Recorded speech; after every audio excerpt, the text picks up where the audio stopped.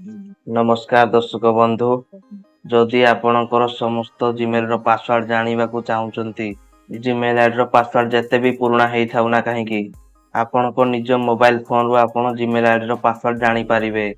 तेणु दर्शक बंधु आपण भिडियोटी को निश्चित भाव में देखिया को चेष्टा करिवे, किंतु भिडियो रे आगो को जीवा पूर्वरु आपण को ठारू मोर एक छोट अनुरोध अछि। जदि आपण चैनल को सब्सक्राइब करना दया करी चैनल को सब्सक्राइब कर दियंतु। चलंतु फ्रेंड्स मोबाइल स्क्रीन ऊपर को जीवा। प्रथमे मोबाइल फोन को ओपन करिवे। मोबाइल फोन रे आपण को जीमेल लिखिकी सर्च करबा को पड़िबो। आपण को एमती मोबाइल फोन रे जीमेल लिखिकी सर्च करबा को पड़िबो। देखंतु मो केमती जीमेल लिखुजी। एमती जीमेल लिखि देला परे आपण को जीमेल आप आसी जीवो। एई आप आपण को मोबाइल रे आगरु थिबो। जीमेल आप को ओपन करिवे। पूरा ऊपर देखि पारुथिबे जीमेल आईडी रो लोगो थिबो।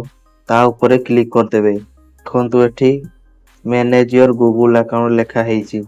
किछि किछि मोबाइल रे लेखा थाई पारे मैनेज योर गूगल अकाउंट, आउ किछि किछि मोबाइल रे लेखा ही थाई पारे गूगल अकाउंट। आपण को एही गूगल अकाउंट बा मैनेज योर गूगल अकाउंट जोटा लेखा जाईची ता ऊपर क्लिक कर देबो।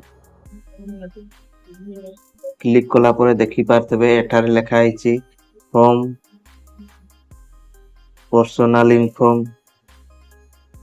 Data and privacy, security. एठी आपण को कंफ्यूज हेबार किछि नाही। देखंतु एठी सिक्योरिटी ऑप्शन अछि। सिक्योरिटी ऑप्शन ऊपर क्लिक कर देबे।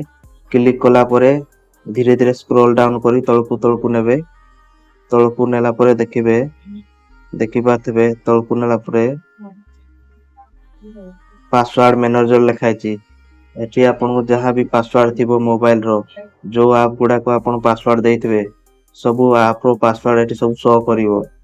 देखंतु मोर एठी 13 टा पासवर्ड अछि, माने मो 13 टा आप रे पासवर्ड मु देइछि ता मोर 13 टा पासवर्ड लिखाइछि। आपण जते भी पासवर्ड देइथिबे सेतिरा पासवर्ड से शो करिवो।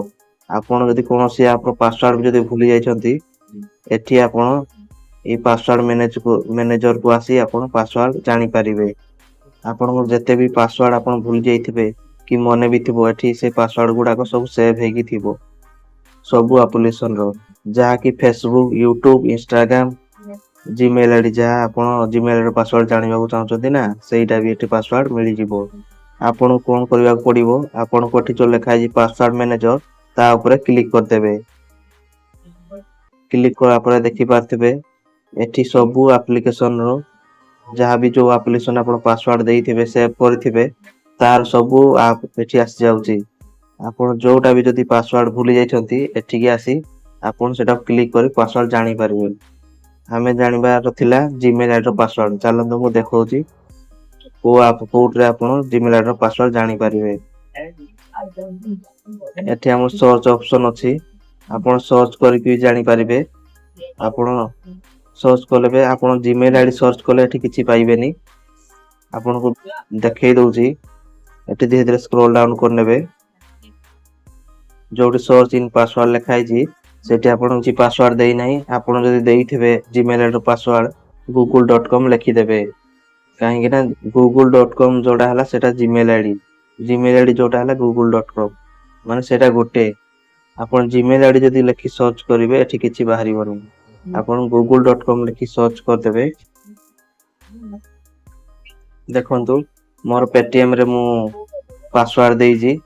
मोर तो जीमेल आईडी पासवर्ड मु देइनी, सेव करिनी। जीमेल आईडी जो पासवर्ड मु देइजी सेव करिनी, सेथिबे मोर जीमेल आईडी पासवर्ड एठी शो करूनी।